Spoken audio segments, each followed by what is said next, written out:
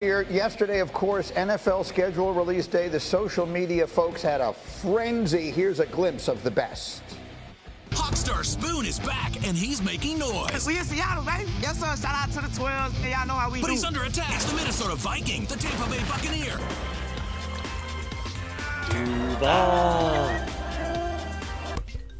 Yeah, Bean, what's up? I'm a little busy here. What's up, dude? Real quick, schedule release video. You got anything for me? I mean, just use AI. AI. Yeah, it'll be easy. That was the 2025 Buffalo Bills schedule presented by The Answer, Allen Iverson. That was cool. That is well played. Cool. That's well played by them. And then there's a couple of other ones that we like to. You know what? I love the Jags. You know, man, you don't get Ashton Hall. You know, he rubbing banana peels on his face and dumping his face in ice. Like, I respect the dude. Like, he has muscles and he runs and races dogs. And now he's actually doing the Jacksonville schedule release. He's from Jayville. I think this is awesome for this dude, man. And also Jacksonville being a little creative and having somebody to put inside their schedule release that's a hometown kid. They also had the Vikings had people getting tattoos of their schedule and of their schedule release, right? Yeah. This is what do we think of this? Like, they're actually tattooing the schedule onto them. So my question is this, though. Should you only tattoo that team if it's the team you like? Because if I'm a Vikings fan, I'm not putting nothing from Philly or the Browns or nobody like that on me. I don't like no team that much. No. I come from a long line of people who get things removed, you know. I get things lasered off. I'm not tattooing anything, and I'm as big a fan as you're going to find. All right. We are 112 days away from kickoff, and with the schedule out, we asked for some Grazian notes. And Dan, let's start with the defending Super Bowl champs. Yeah, the Eagles don't play consecutive home games at any point this season. This is what you get for winning the Super Bowl. They play on Thursday, they play on Friday, they play on Saturday, Sunday, Monday, but they do not ever have back-to-back home games. That stands out to me. I feel like football players are creatures of routine, and this is the kind of thing that could be it could throw you off a little bit. So are the Eagles likelier to repeat or retreat after their magic carpet ride of a season? You know what? This team is so good. I think the roster is built so well. You have a quarterback that's solely focused on winning football games. I mean, but it's so difficult to win back-to-back Super Bowls. If you're betting the Eagles or the field, I feel like you still have to take the field. Yeah. But the Eagles are a team that's uniquely set up to be good again this year. It's going to be about execution, and when that schedule does get tough, how do you continue to find wins? Well, Graz brings up an interesting point. Let me ask you, not having back-to-back home games the whole year, not ever getting into.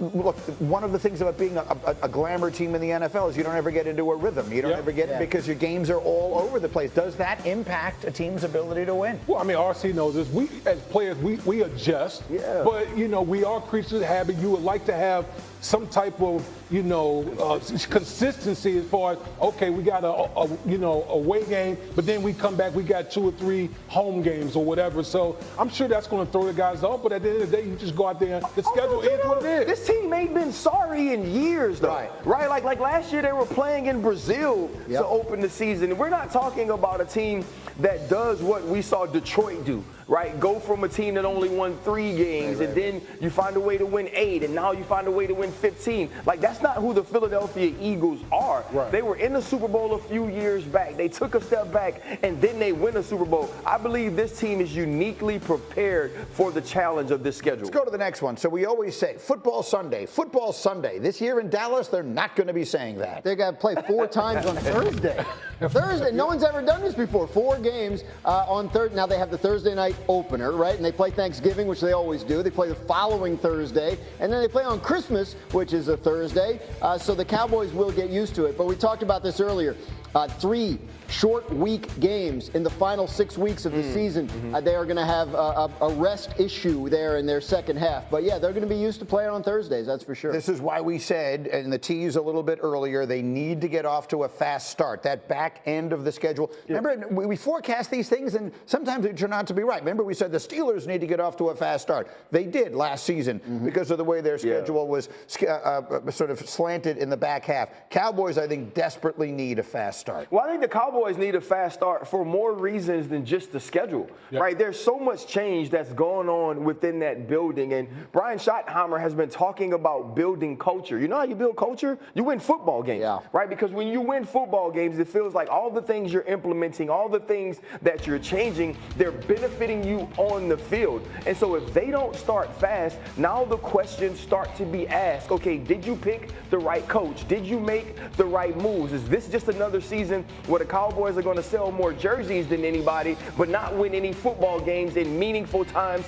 of the season? So to me, it's going to be extremely important for them to start fast and also finish strong with a team that understands how to play a difficult schedule. Cowboys play on every holiday. They're playing on every holiday. Well, I mean, the Cowboys are the biggest draw. So that's what you expect. All right, one more Grazian note, and it involves, indirectly at least, the quarterback Aaron Rodgers. It may. I mean, they're playing at the Jets in week 1, which doesn't feel Steelers. Yeah, they can't.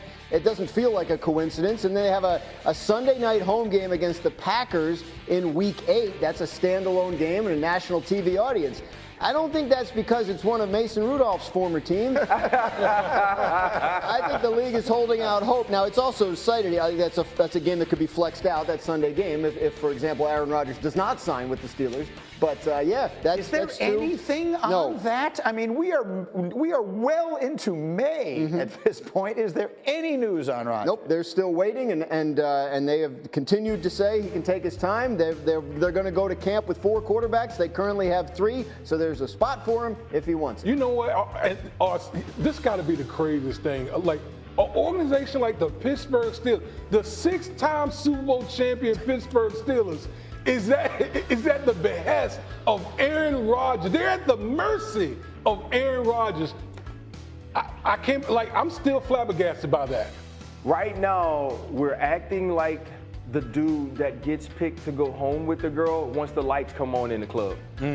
Right? You know, the dude that he ain't got nobody else. Right. So you got to pick one. Yeah. Like, that's where we are. We're behaving like we're a 4. We're the Pittsburgh Steelers. We're supposed to act like we're a 10. We're supposed to feel like we're the draw. Like, you're lucky to get us. Like, if you get to play quarterback for this team, you've actually outkicked your coverage. But we aren't behaving in that way. We're behaving in the way where we'll take whatever scraps you give us. You know what breadcrumbing is? I talked about breadcrumbing on this show before. It's when you're in a relationship and you only give the person enough to hang on. It's like, I don't answer your text until you stop texting me, and then I text you so you know that I'm still alive. Or it's like every now and then I give you a "you up" text so you know I'm thinking about you at 3 o'clock, but it's too late for me to come over. That's what Aaron Rodgers is doing to us. And I have to believe in my soul of souls, and this is not any inside information, that they know Aaron Rodgers is coming. And they've made a decision and had a conversation that you don't have to do OTAs.